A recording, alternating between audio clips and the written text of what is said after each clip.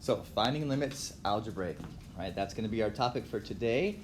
And as you see on this notes page here, right, we have a bunch of limits as x is approaching a certain number, right? They're going to tell you the x value that you're going to be approaching.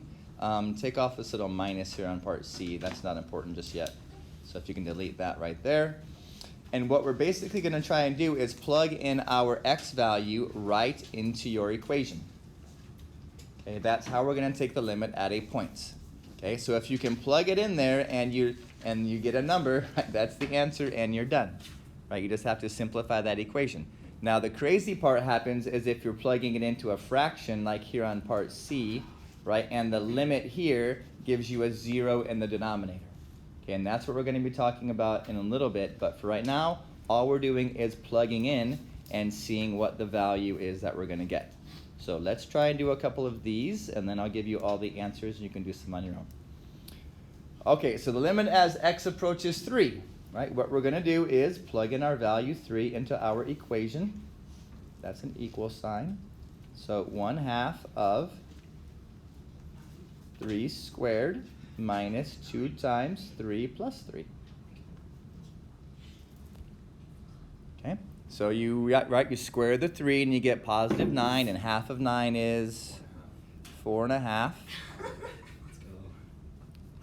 Minus 2 times 3 is 6, and then plus 3. And when we add these together, 4.5 minus 3 is 1.5. If my brain is working well today. Okay, so what that means is that we have a point, right? If you're plugging in an x value and you're getting out a number, that means we have a point at that spot. So we have a point at 3, 1.5. Okay, so when you plug in your x value directly into direct substitution, when you plug it right in and you get nothing strange and you get out a number, then the answer is the point at that value. The x value has this y value. Okay, so we're going to pause the video, take a screenshot, whatever you got to do, because we're going to do all of these and come right back with all the answers. All we're doing is direct substitution.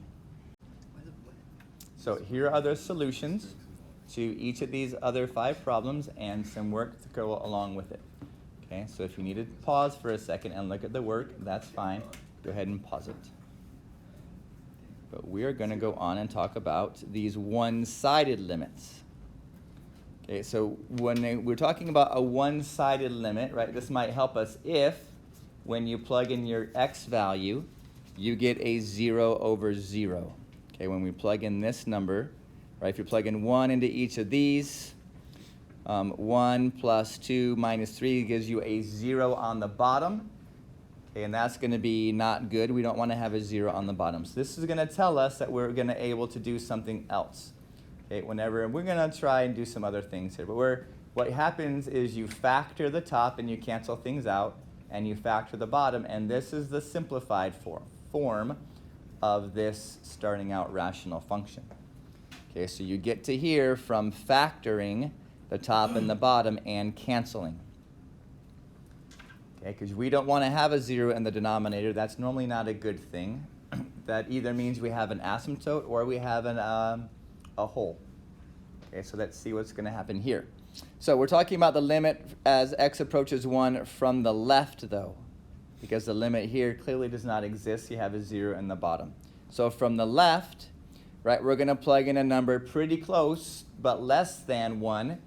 So 0.9 is to the left of positive 1. Okay, and we're going to see whether we get a positive number or a negative number.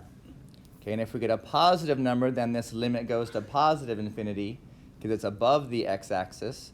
And if you get a negative number, then this goes to negative infinity. Okay, so that's the test. What happens when we plug in 0.9? So what is 0.9 plus 1 divided by 0.9 minus 1? Okay, so 0.9 plus 1 is clearly a positive number. Yes, it's 1.9. But the idea is that it's positive. Okay, and on the bottom, 0.9 minus 1 is a negative number. So we have a positive number in the numerator, and we have a negative number in the denominator, which means our number is going to be a negative number overall. Okay, a positive divided by a negative is a negative, which means that to the left of positive 1, the graph is going down to negative infinity. Okay, the limit on the left of this rational function is okay. It goes to negative infinity because the number really close to the left, 0.9, to the left of positive 1 is a negative number. Okay, and we can do the similar type thing on the right side. So notice this next one is the right side of positive 1. So we can take the limit on the left or the right, even if the limit at that number does not exist. So we are plugging in 1.1 into this simplified function. Okay, and we are evaluating the sign, whether it's positive or negative. So 1.1 plus 1 is a positive number. 1.1 minus 1 is also a positive number. And a positive divided by a positive is a positive, which means the limit to the right side is going to go up to positive infinity. Okay, so if we were asked what is the limit at 1, we would of course say it does not exist. The left side goes down to negative infinity, the right side goes up, so we have an asymptote, and the limit there does not exist. Okay, but we can take the left side or the right-hand limit if it's going to help us. Okay, and now for the algebra stuff. Okay, so this word rationalization. Rationalizing means making it rational, aka getting rid of your square roots. Okay, because square roots of non-beautiful numbers are irrational numbers, and we want to make them into rational. So what we're going to do is multiply by something called the conjugate. Conjugate. C-O-N-J-U-G-A-T-E. Okay, now the conjugate is the number, or in this case, expression or equation, that will turn this whole entire numerator into not having any radicals whatsoever. Okay? And what we're going to want to do is simply change this minus to a plus. Or if it were already a plus, you would change the plus to a minus. Right? Because what happens when we multiply a minus b times a plus b? Right? We get an a squared and we get a minus b squared, but the middle things, the o and the I, right, cancel out. You have a positive and you have a negative. So they cancel out. And that's the whole idea of this. Okay, so if we're plugging something in, and notice, right, when we plug in 3, we get a 0 in the denominator. Right, which is going to tell us that we're going to have to do some algebraic manipulation in order to make this thing able to take the limit. So that 0 is no longer in the denominator. Okay, so here comes our algebraic manipulation. You might need a little bit of space on your paper. Or write tiny, right? I can go up and down and make a whole bunch. You can't. So we're going to multiply by the conjugate. So that is root of x plus 1 plus 2. Okay, top and bottom. Because when you multiply the top and the bottom, you're really only multiplying by 1, and you're not changing the equation mathematically. You are changing how it looks, but the math, quote-unquote math, doesn't change. Okay, so now that we've written that down, we can do our distribution, right? So the root times the root. Anytime we multiply a root by itself, the root goes away. So formally, we'd have to write limit, bless you. That's on video. The limit as x approaches 3, right? This is formal, so the limit just doesn't drop off. I mean, if you want to do that when you're writing to save yourself some space, fine. But just know that the limit is still there. Let's see, this is now x plus 1. When the parentheses go away, you have just x plus 1. And then we have the plus 2 part, right? Plus 2 times that radical, which we're not going to actually do, because when we do the minus 2 times that same radical, those things cancel out. Okay, so the radicals cancel each other out through subtraction, but we do have negative 2 times positive 2, which is a minus 4. Okay, and in the denominator, we have this crazy fractional, right, multiplication here on the bottom.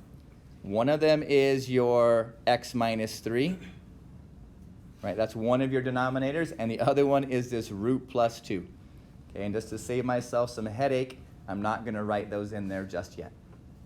Okay, just know what they are. They are both of your products of your denominator. Sometimes it's helpful to multiply them out and simplify. Sometimes it's not. Okay, so assume that it's not until it actually is. So let's do our simplification in our numerator. I can do plus 1 minus 4. And plus 1 minus 4 is, I believe, minus 3. So we have the limit as x approaches 3 of x plus, nope, not plus, I just said it, x minus 3. And in the denominator, we have this x minus 3 as a multiplier or as a factor. And we have this other thing, which is root x plus 1 plus 2. Right, and that was the conjugate. So look at what happens nicely now. This x plus 3 on the top cancels out with the x plus 3 on the bottom. Okay? And the way that calculus teachers design these questions, that is supposed to happen. Okay? If it didn't happen, then then there's something wrong with the algebra somewhere, which is where we make mistakes in calculus, right? It's the algebra, not the calculus. So the limit, now, right, I'm writing off the paper, I'm sorry, I apologize. Your paper stops there, of 1 over root x plus 1 plus 2. Okay, and this is good because now when we plug 3 in, we no longer get a 0 in the denominator. Okay, and that's exactly why we did this algebraic manipulation, so that we can no longer have a 0 in the denominator.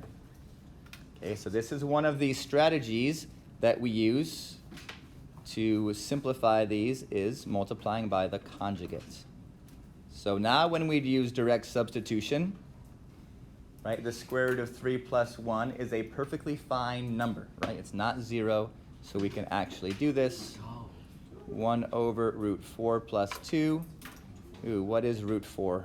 That's 2, right? So 1 over 2 plus 2 is 1/4. So all of that work for this nice, teeny, tiny little number, right? Isn't math wonderful? No, math's awful, awfully useful.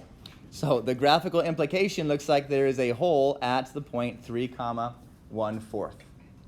Okay? So if you're able to do some algebraic manipulation, factoring and canceling, right here, we factored and canceled, this is what's going to tell us there's going to be a hole in your graph. When you can factor and cancel, you're going to have a hole, aka removable discontinuity. Okay? Yes, algebraic manipulation. We love it and we hate it at the same time. So let's look at a piecewise functions. We basically need to determine which of the two equations we're going to plug into. So if we're talking about as x approaches -2 from the left, are we going into the top or the bottom equation for our piecewise? The top one, because x is less than -2, and as we're approaching from the left, we're talking about numbers that are less than -2. So plug in your -2 into both of these equations. Well, just start at the top. But you got to plug it into both places because there are two x's. Okay, and get your answer, which looks like it's +4 times 2, which is 8. 8 minus 3 is 2. So the limit from the left is +2. And if you do a similar thing from the right, okay, you plug in -2 into this equation. Okay, I believe you also get a +2. Okay, which is good. The limit from the left is +2. The limit from the right is +2, which means the limit at 2, or -2, is actually +2. Because the limit from the left equals the limit from the right, and that is the definition of our existence theorem. If the left limit equals the right limit, then the limit exists at that point. So, as you can see with the rest of these, sometimes direct substitution works well when you plug it right in and you don't get zeros. And when direct substitution does not work well, you either have to rationalize so that it does, or you have to factor and cancel. So those are the two things that we do often, is we either rationalize or we factor and cancel. Okay? Algebra. It's tons of fun. Oops.